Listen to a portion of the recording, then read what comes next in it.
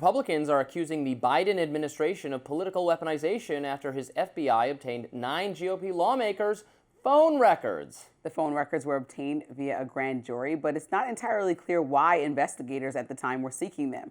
This happened under the FBI's Arctic Frost investigation, which was related to their January 6th riot probe. The targeted Republicans include Senators Ron Johnson, Lindsey Graham, Bill Hagerty, Josh Hawley, Dan Sullivan, Tommy Tuberville, Cynthia Loomis, Marsha Blackburn, and Representative Mike Kelly. Now, Senate Judiciary Chair Chuck Grassley held a press conference yesterday with some of those targeted lawmakers. Here's part of it. There's no predicate that we can find for the solicitation of these telephone records, which I think emphasizes the political weaponization that was behind all this effort. They're casting this net, this fishing expedition against members of the Senate and the House. Former Special Counsel Jack Smith took over the investigation after Arctic Frost began in April 2022. Now, Arctic Frost centered around efforts from Trump and his allies to challenge the 2020 election. Congressional reporter Jamie Dupree dumped a bit of cold water on the Republican outrage, writing on X, quote, "Why would the FBI have tracked Rep. Mike Kelly from Pennsylvania about January 6th? Because his office was involved in Trump's fake electors' effort to overturn Joe Biden's victory." Dupree also posted screenshots of footage he says showed an aide to Kelly trying to get those fake elector documents to Senator Ron Johnson. Naturally, conservatives were not happy with the news. Congressman Thomas Massie wrote on X, "This is insane. What's more insane, the Republican-controlled House and Senate and White House won't cut anyone's budget who did this. Also, no one will be fired." Which is a shame because they absolutely should. Now our FBI is doing surveillance of our elected representatives. I mean, this is the problem. I'm told we're a democracy, and the democracy is so important. Is in fact in stake. If we vote for at stake, if we vote for Trump, we're not going to have democracy anymore. This is the Democratic Party's entire rhetoric and framing around our electoral consequences is that we need to have democracy. Does democracy not mean that the FBI, the bureaucrats should be accountable to the elected representatives, not the other way around? Here, elected representatives being surveilled by this is the deep state. Well, this is the deep state at work. Subpoenas are routine in federal investigations. I mean, this was a serious investigation. These were court approved, not secretly taken or politically ordered, right? They're trying to get to the bottom of everything that happened surrounding January 6th. There were people that were riled up specifically because they thought the election was stolen, remember? Okay, so then if you connect the dots and try to see who was establishing timelines on what networks and look at conversations that were being had, especially when it comes to fake electors and all the different things surrounding it, I think this is important information to find out. How else do you figure out what was being said when, to figure out what the issue was? What was being said when? What's wrong with looking into this? This is a court approved. Like a judge who's apolitical said, yes, go ahead. You can take. A judge that's apolitical said, yes, you can go ahead and do this. Why are you laughing about that? Judges are meant to look at the rule of law and say, yes, you should go forward. This is, I mean, Arctic Frost, this is dystopia kind of stuff. This is surveillance of our elected representatives. This is You don't want to see who communicated with who leading up to the January 6th riot? Like, if there's an inkling that anyone knew anything about what was going to happen, that would be a major issue. Can I have some disclosures about what the FBI knew, the law enforcement agencies?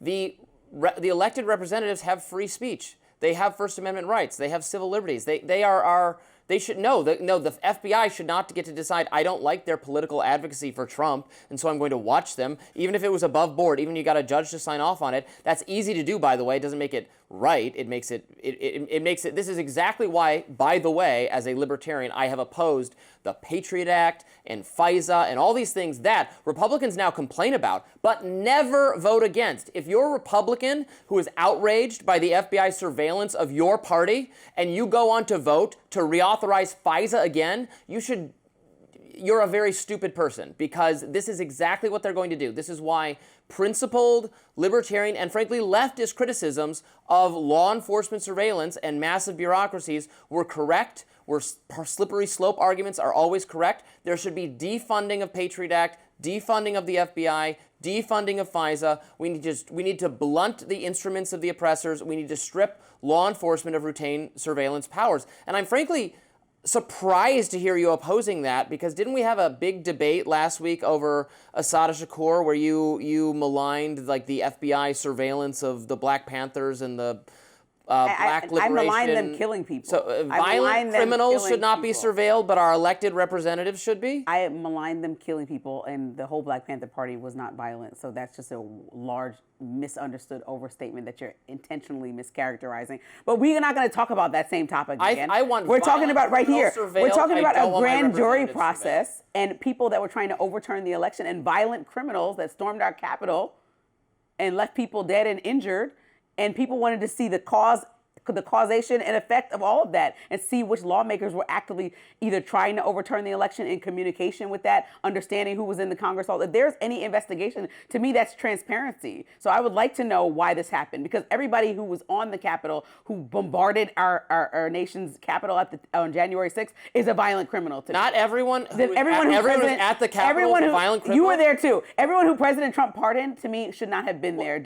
Like, I don't think that was, I mean. 97% of the people who were at the Capitol. They were motivated by lies. They were motivated by lies. Lies are protected by the First Amendment. But they were motivated by lies. First Amendment protected activity they were protesting the results of the election, as is their right. They don't have to be because they were correct motivated by about it. lies and people actively trying to overturn the election. I mean, like, what do you mean? That's a criminal act to try to overturn a federal election. That's not. Like, no, it's not a criminal act. To try to overturn an election and pay electors to change their vote. To carry a sign saying the election was stolen. No, and not Trump carry a our sign. president, To that is not illegal. try That's to the First overturn an Amendment. election. I'm not talking about the protesters. I'm talking about any politician involved with trying to overturn an election. That's a criminal act. Okay, you're not supposed to overturn a federal election or pay electors to do anything of the sort. And so those people are directly motivated. Some of them had a sincere belief that Trump had won the election and that it was being stolen from him, that the Democratic Party and Joe Biden were perpetrating a coup, they were engaged in election overturning. So you can't just use that argument. And that was the Republican view. Is it untrue? But yes, it is untrue. But you have the right to have an untrue view and to express it. That is not a crime. That is free speech. That is the First Amendment, which is why this entire thing is BS of the highest degree. I mean, a judge has legal checks and balances, and so Hillary Clinton thought the election was stolen. John Kerry thought the election was stolen. Al Gore thought the election was stolen because it actually was. It was unclear. This was never constituted as a crime until Donald Trump did it.